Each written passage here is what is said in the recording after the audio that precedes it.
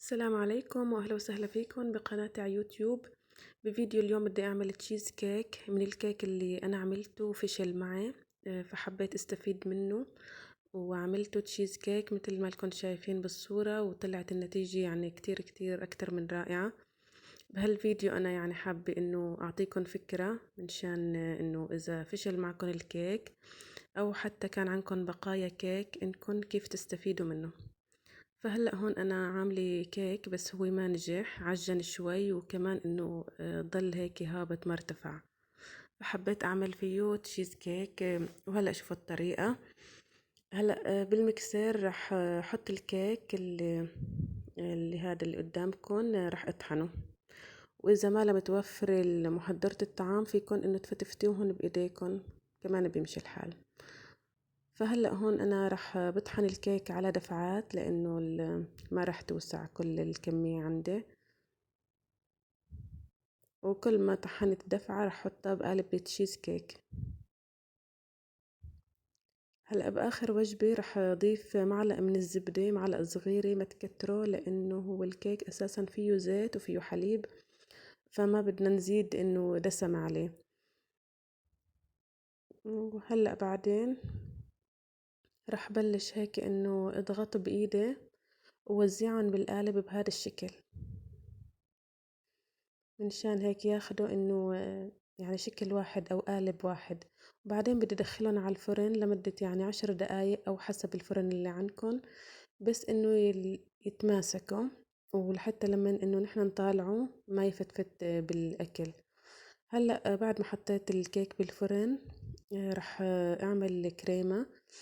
حطيت ظرفين من الكريمة بيجوا بمغلف واحد، وحطيت لهم كاسة حليب تكون مسقعة، وبلشت أخفقهم لحتى هيك يجمدوا معي. كمان رح أضيف للتشيز كيك كرز. عندي هاي الأداة عم طالع من الكرز النواة،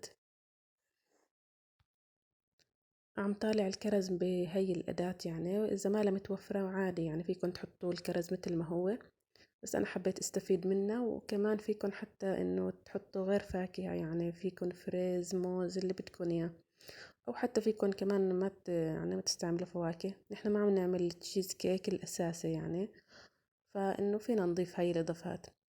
وهلا طلعت القالب من الفرن واستنيته حتى برد كتير منيح.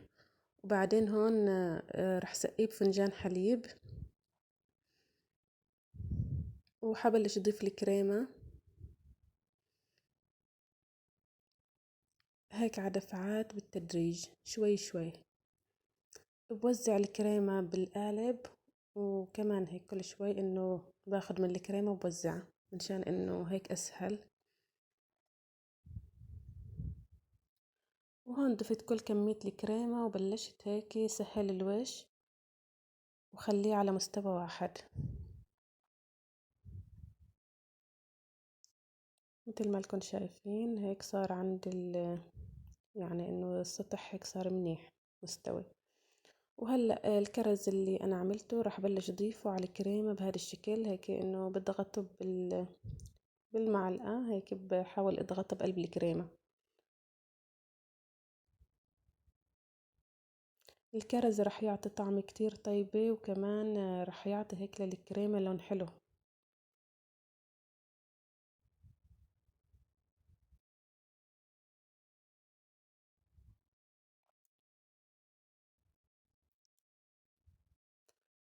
وكمان هيك ببلش انه اغطي الكرز بالكريمة مشان انه تصير الكرزة يعني بقلب الكريمة مو طالعة لبرا. هيك بالمعلقة. هلأ هون بدي احطه بالبراد لحتى تجمد عندي الكريمة.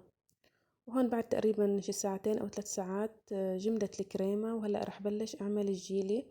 حطيت ظرف من الجيلي بنكهة الموز والفريز، حطيت له كاسة من المي المغلي، وكمان ضفت عليه كاسة من المي الباردة العادي يعني. وراح بلش كمان وزع الجيلي هيك بهذا الشكل يعني شوي شوي. كمان الكريمة طبعا لازم تكون جمدانة على الأخير مشان إنه ما إنه بتخرب إذا رجعنا حطينا الجيلي فوق إذا ما كانت جمدانة على الأخير. وهيك بوزعهم شوي شوي بهذا الشكل. ضفت كل كمية الجيلي، وبدي ارجعه للبراد كمان حتى انه يجمد الجيلي.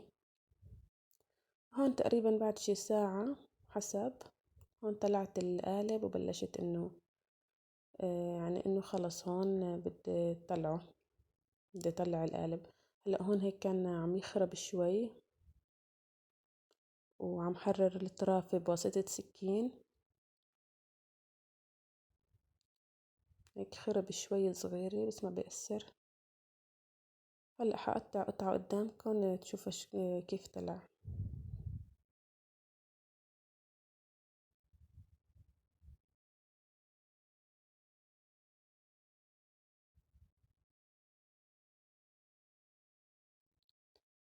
هيك طلع بهذا الشكل، غير شكل. طعمته بتجنن يعني. كتير بنصح كل حدا بشوف الفيديو انه يجربه وما بتندم. وحتى فيكن مثل ما قلت لكم تستفيدوا من بقايا الكيك، او اذا ما نجح معكم الكيك فيكن انه تعملوه بهذا الشكل وبيطلع يعني كتير كتير طيب، حتى اطيب من الكيك ذاته اللي كان لازم يصير يعني. إذا عجبكم الفيديو ما تنسوا تدعموني بلايك واشتراك بالقناة فضلا وليس أمرا. السلام عليكم ورحمة الله وبركاته.